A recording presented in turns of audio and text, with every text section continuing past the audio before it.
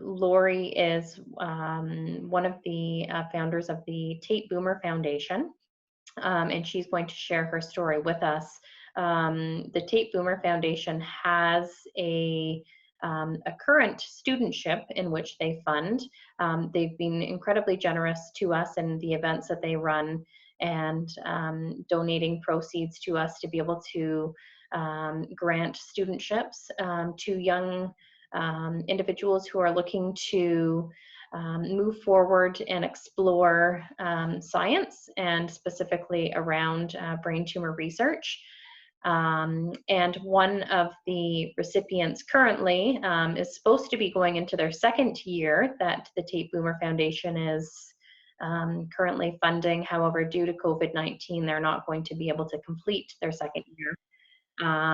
So that's unfortunate, but Dr. Narendran has assured us that the project itself will continue to go to move forward. So there will be still some results for that, but that student doesn't have the capacity to extend the time at the end because they're moving forward onto medical school. So, so thank you so much, Lori. It looks like you're all set. Just want to check and make sure that we can hear you. Okay. Okay, excellent. And you were all set. So the floor is yours. Thank you very much. Awesome. So good morning. My name is Lori Boomer, and as was previously said, I'm the co-founder of the Tate Boomer Memorial Brain Tumor Foundation. We are based in Edmonton, and today it is a beautiful sunny day. I'm hearing the weather's going to change, so I'm not looking forward to that. I have to say that when I was first asked to speak here, I was very surprised. We are not researchers. We are not scientists. We are not really fitting in with the caliber of the rest of the people who are speaking today. And I was asked to speak to the why of our foundation, and why was certainly how I felt. Why us? I don't have an education in the science field. I'm a teacher of children with complex needs.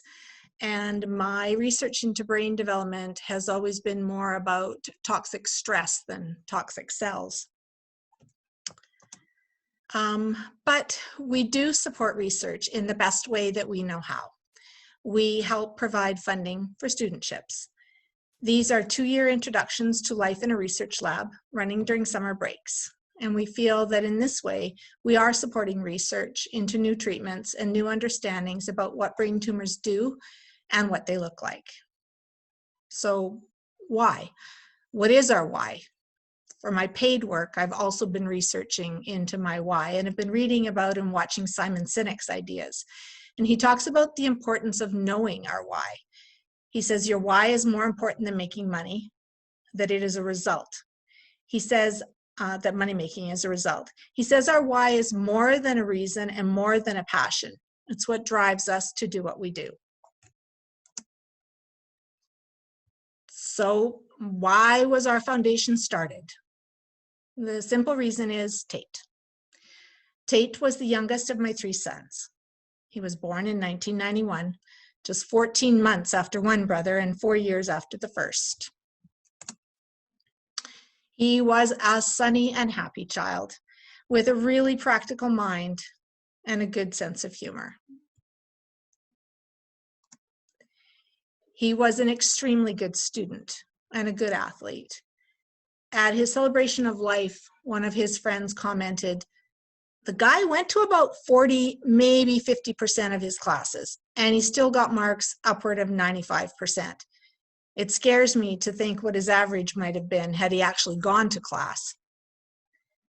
He was attending the University of Alberta business program and had a 3.8 average with a full course load, a part-time job, and as it turned out, a brain tumor. He was a kid who researched diet and fitness and ate and worked out accordingly. He loved playing hockey and lacrosse, and not just for the physicality of it, but for the camaraderie. He was an all-round good kid who was far from perfect, but he was certainly a child to be proud of. He had the practicality of an old soul. He understood the idea of short-term pain for long-term gain. He was willing to stay home on Friday or Saturday night, but not both, to ensure that he was prepared for classes the next week. And he had no qualms about ragging on a friend who partied too hard to get the marks that he needed to get into the program he wanted. His friends all agreed that he was honest, sometimes brutally, but it came from a place of love and wanting the best for them. He had a lot of really close friends and a beautiful girlfriend, Caitlin. He was always dressed to leave the house, never in ratty sweatpants or anything unless he was going to someplace that needed that. And while he wasn't a close horse, he did like to be dressed nicely. So, January 2nd, 2012. Just a few months after his 20th birthday, he met a friend at the gym to blow out the New Year's Eve cobwebs. And I got a call from the fitness facility that he had collapsed. He went by ambulance to the hospital where they checked his heart and his fluid levels. He was told to make sure he was drinking enough water, and he was sent home. A few days later, I was called again, and this time he went to the university hospital. Checked again, and this time a referral was made, but to a medical specialist. February 3rd. I was awakened by a thump about 5 in the morning and an odd sound, and found him having a seizure on the floor. He had fallen out of bed. This time the hospital shifted his care more towards something brain-related, maybe epilepsy. Then came a CT scan that showed no abnormalities and a referral for an MRI. And things got worse. He became progressively weaker on his right side, first his hand and his speech. Finally, the MRI in June showed a tumor, but the next day a second contrast MRI showed nothing concerning to the doctors. As Taite continued to lose his physical abilities, a biopsy was done in late July, and he was diagnosed with an anaplastic astrocytoma. He was referred to the Cross Cancer Institute for treatment and had attended a couple of appointments that resulted in his first chemo treatment being scheduled for September 6th. He didn't make that appointment. On September 1st, he went to bed a bit early, and he couldn't be roused for his medication. A few hours later, we called an ambulance, and the next day, September 2nd, 2012, he died. The hospital was full of friends and family there to support us and one another. He was then put on life support for another 20 hours so that his organs, his liver and his heart and lungs, could be transplanted into waiting recipients. Just a reminder, this was the long weekend in September, so finding surgeons and recipients and getting things going was extremely complicated. As the brain had been the primary site of his cancer and he had had no treatment, his organs were deemed usable. 8 months. 8 months from his first real symptom to his death. We were all dumbfounded. Why did this happen? And what do we do next? His friends were hurting as much as we were, and my mama's heart yearned to ease their suffering.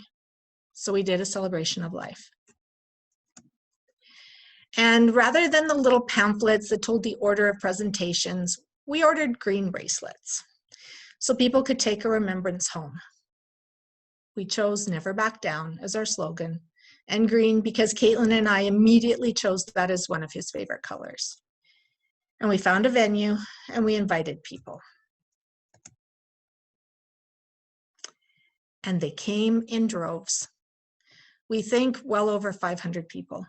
Friends, teachers, families, friends of mine, my husband's, our other sons, from many provinces and cities. And they all came together asking how they could help. And we had no answers for them. As the days passed, we started to feel the pinpricks that follow numbness, and we needed to feel useful. So Caitlin and I started reaching out to find out what we could do with the money that was donated, something tangible and useful, and something that might give purpose to the loss of this young life. We, sadly, have a hockey family who have also lost a child to cancer. And they created a foundation which now has charity status after their son died. So we wondered, and we started to do some research. We looked into many ways to do this through many organizations. We met with them, asked questions, and then asked more questions.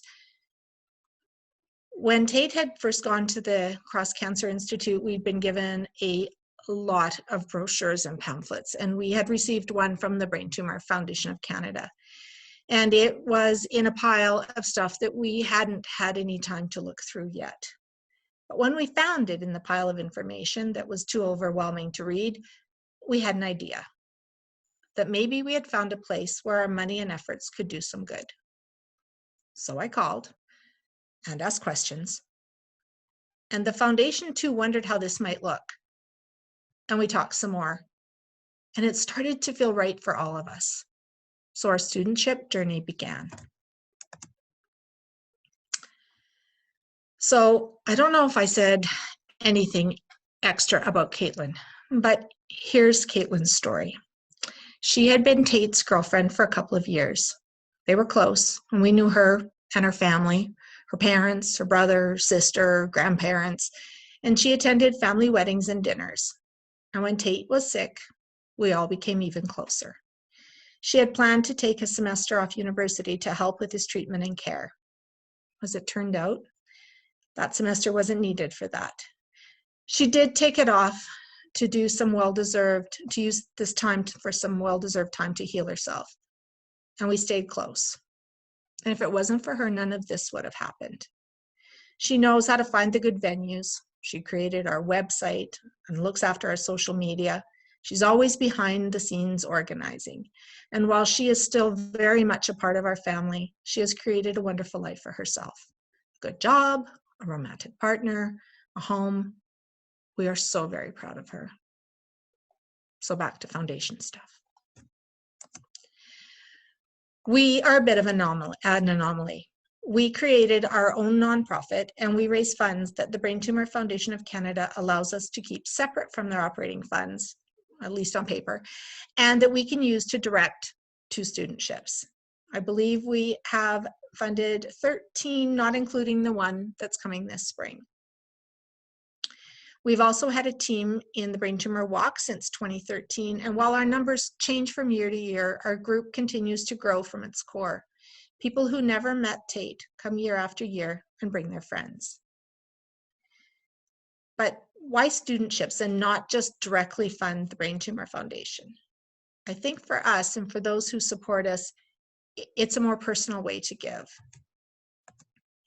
People who donate can see exactly where their money is going and what it is doing. We can create a connection with the recipients that you could not do when you give another way. And every time the news tells of another celebrity or athlete who has succumbed to a brain tumor, donors can feel like what they're supporting is real and important.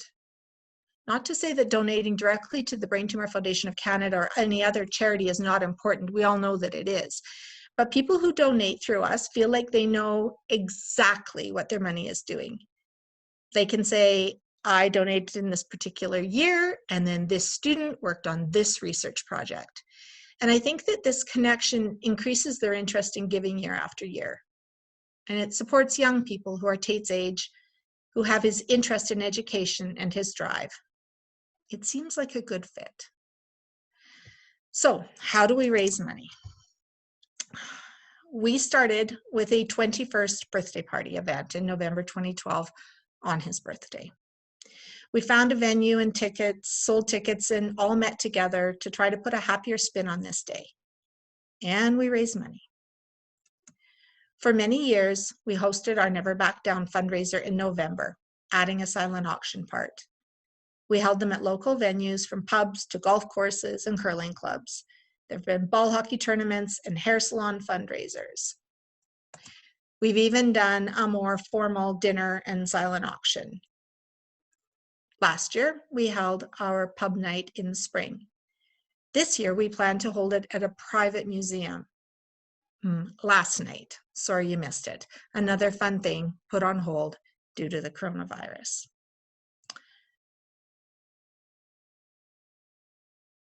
So again, why? Because it gives us, Tate's friends and family, a way to stay connected with one another at the fundraisers and walks, and a way to invite others to join us. I was at a restaurant several months after Tate had died and noticed that the waiter had a green bracelet. So, being nosy, I asked. He said it was in memory of the friend of a friend who had died of a brain tumor. Several of Tate's friends have married in the past few years and have done donation jars or donations in lieu of wedding favors, those little gifts or boxes at each place. And the why of this is shared at the reception. This is a big part of our why, making people aware. So, why? Because what we're doing is making a difference. Last January, Dr. Lisa Porter's lab received an award from CIHR for over $1 million to fund her project entitled Targeting Cell Cycle Checkpoints in Glioma. This funding, we feel, is partly a result of the findings that our student had participated in. And he's not the only one making a difference. Our students have been part of many research studies at a number of Canadian universities. Some of the students have continued to work in the area of research, and some have not. Most have continued on in their education in the areas of science and medicine. Their part in the research is important. I don't have to tell this audience the importance of research. So, why? Because this work, this research, is important to people who don't know it yet. Those who will be diagnosed and treated in new and innovative ways because of the research we have helped support. And lastly, why? Well, this is our latest why. This is Colby Tate. She was born just a few months ago and named for her uncle. She's our first grandchild, and she is actually the second child to be named in Tate's memory. So hopefully these children will grow and they won't lose their friends and their relatives to brain tumors. So thank you. Thank you for your time and your expertise.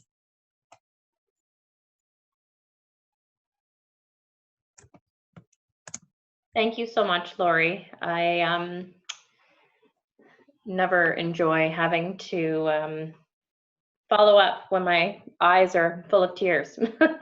So thank you so much for sharing your story. Thank you very much for all the work that you and Caitlin and your family and Tate's friends, and sounds like people that you don't even know, are doing in support of your foundation and to remember Tate. So I appreciate you sharing that. And I really appreciate you also sharing the why. Why was I asked to present today? And I think it's really important for people to see that, because of the fundraising that you do, because of the awareness that you raise, that we're able to provide studentships to encourage those who may or may not choose to go down the path of brain tumors. It's opening that door for them to be able to explore that opportunity. And without donors like yourselves, we wouldn't be able to offer these opportunities. So thank you so much for all of that you do.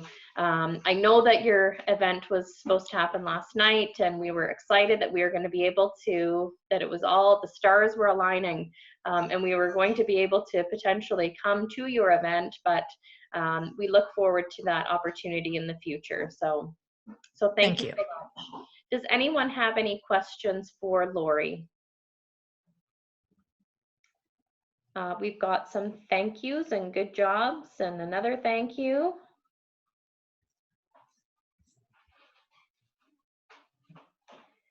Also a comment, Lori, I'm so deeply sorry for the loss of your precious son.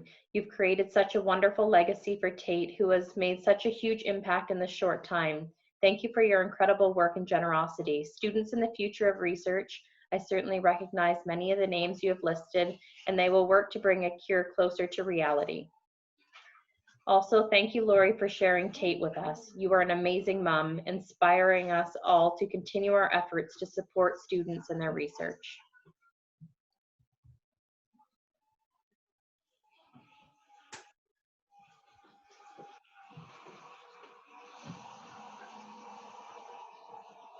Okay, excellent.